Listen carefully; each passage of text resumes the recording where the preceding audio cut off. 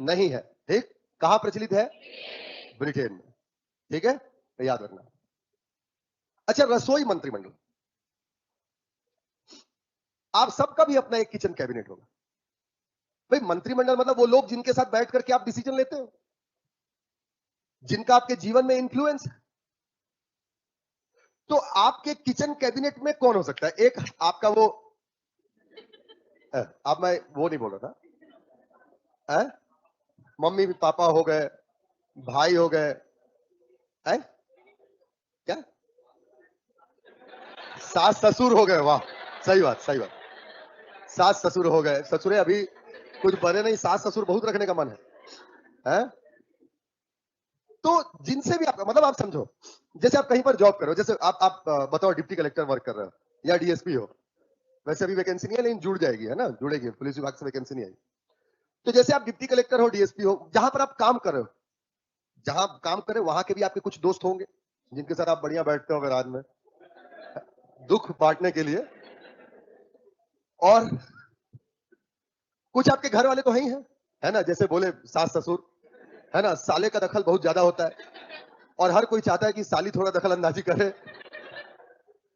तो ये सब बहुत ज्यादा, ये वो लोग हैं जो आपके काम में नहीं जुड़े हुए हैं, आपके साथ नौकरी नहीं कर रहे हैं, but they can influence there decision, है ना, they can influence your decision, आपके निर्णयों को प्रभावित करते हैं।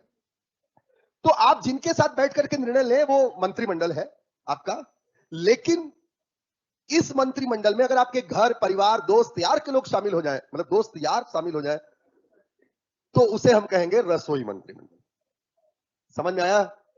मतलब जो इनफॉर्मल कैबिनेट है आपका, जो औपचारिक रूप से नहीं, आपको मौके का सलाह देता है एकदम, भाई बहुत दिन हो गया बात नहीं हो रहा है, अरे मैं बात करवाता हूं, ऐसे भी कई रहते हैं।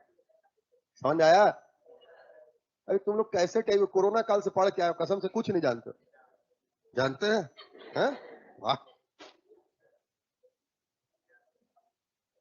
समझ में आया? तो उसी तरीके से प्रधानमंत्री जो होता है, प्रधानमंत्री के आसपास के जो उसके प्रमुख दोस्त होते हैं, उसके जो रिश्तेदार होते हैं, उसके कैबिनेट के कुछ साथी होते हैं जिसके साथ उसका पारिवारिक संबंध होता है, उसे किचन कैबिनेट कहा जाएगा। समझ रहे हो? उसे किचन कैबिनेट कहा जाएगा। अब जैसे हमारे प्रधानमंत्री जी हैं नरेंद्र मोदी जी, तो अमित शाह जी दोस्त भी हैं, मंत्री भी हैं, ठीक। अब बाकी उनके किचन में तो कोई दिखता नहीं, है ना, मतलब ऐसे है नहीं ना किचन में।